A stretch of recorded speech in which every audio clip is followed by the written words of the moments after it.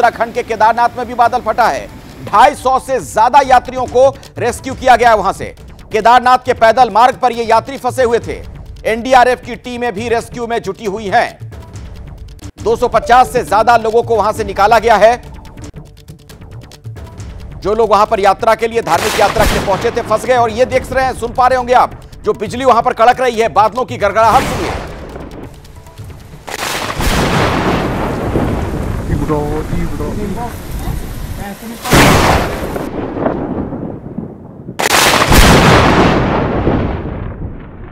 तीन हेलीकॉप्टर जो हैं वो सोर्टीज कर रहे हैं। लगातार 7 बजे सवेरे से लोगों को निकाल रहे हैं। 250 यात्री निकल चुके हैं, थोड़े से बचे हुए हैं, उनको भी निकाला जाएगा। तो जितना भी पॉसिबल होगा सारे यात्रियों को हम नीचे ला देंगे, लेकिन ऊपर भी खाने की, रहने की, सारी चीज़ों की व्यवस्था है। किसी को परेशान होने की आवश्यकता नहीं है। मेरे सहयोगी दीपक रावत हमारे साथ उत्तरकाशी से लगातार जुड़े हुए हैं। दीपक, ये बादल फटने की बहुत सारी घटनाएं वहां पर हो रही हैं उत्तराखंड में। जी बिल्कुल, और एक बारी में एक जगह नहीं बल्कि 3 से 4 जगह बादल फटने की खबरें आ रही हैं और रोज आ रही हैं। और बादल फटने के साथ सैलाब इतना ज्यादा होता है अखिलेश कि अपने साथ सब कुछ बहाकर ले जाता है। दूसरी जो सबसे बड़ी परेशानी इस वक्त पूरे इलाके में झेलनी पड़ रही है वो लैंडस्लाइड की है। लैंडस्लाइड इस तरीके से होता है कि पूरा का जो पूरा मार्ग है वो बंद हो जाता है, घंटों का जाम लोगों को झेलना पड़ता है। और इस वक्त सबसे ज्यादा मुसीबत झेलते हैं वो यात्री जो 4 धाम की यात्रा पर यहाँ आते हैं। केदारनाथ में आपने देखा कि किस तरह की स्थिति बनी हुई थी, लोग फंस गए थे। वहां से एसडीआरएफ अब उनको वैकल्पिक रास्तों से निकाल रही है। गंगोत्री का धाम का जो रास्ता था वो 16 घंटे बाद आज खुल पाया है, वहां पर भी स्थिति दर्दनाक थी। यमुनोत्री में भी रास्ते में लगातार लैंडस्लाइड हो रही है, जगह जगह यही हालात हैं। और गांव की तस्वीर भी कुछ ऐसी है कि गांव जो है वो बर्बाद होते जा रहे हैं। लोगों का कहना है कि प्रशासनिक लोग आते नहीं हैं, देखते नहीं हैं।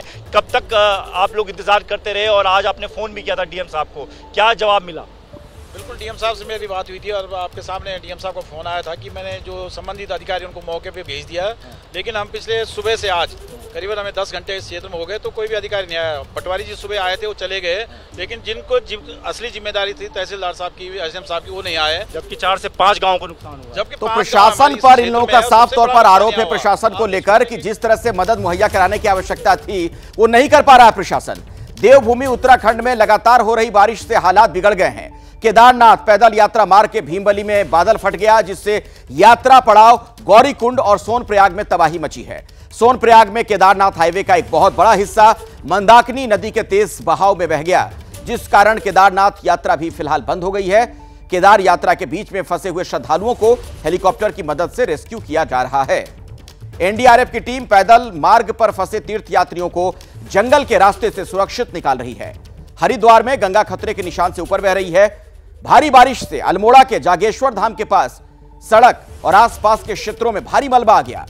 उत्तरकाशी में चट्टान दरकने से पहाड़ी का एक बहुत बड़ा हिस्सा गंगोत्री नेशनल हाईवे पर आ गिरा, जबकि नैनीताल का खूपी गांव, यहां पर बारिश के बाद लैंडस्लाइड का खतरा बढ़ गया है। लोगों के घरों तक में दरारें आ गई हैं, यानी हर तरफ लोग परेशान हैं, डरे हुए हैं, चिंतित हैं। हालात सिर्फ हिमाचल और उत्तराखंड में खराब नहीं है, जम्मू कश्मीर के कई इलाकों में भी बारिश ने तबाही मचा दी। पुलवामा के खरीब इलाके में बारिश के बाद बाढ़ जैसे हालात बन गए। भारी बारिश के कारण नालों में पानी ओवरफ्लो होकर अब सड़कों की तरफ बहने लगा है। जम्मू में बारिश से सड़कें तालाब बन चुकी हैं और बारिश के बाद शहर डूबा हुआ दिख रहा है। जबकि किश्तवाड़ की बात की जाए तो बारिश के बाद यहां नाला उफान पर है। अगर पानी का बहाव तेज हुआ तो किसी भी वक्त पानी पुल के ऊपर से गुजर सकता है। इधर बारामूला से सुबह से हो रही बारिश से जनजीवन अस्त व्यस्त होने की खबर आ रही है।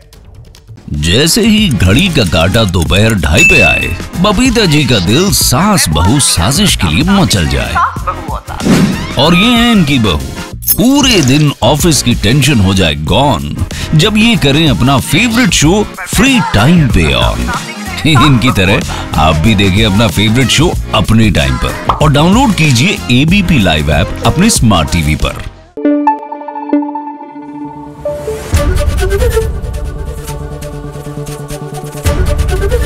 एबीपी न्यूज आपको रखे आगे।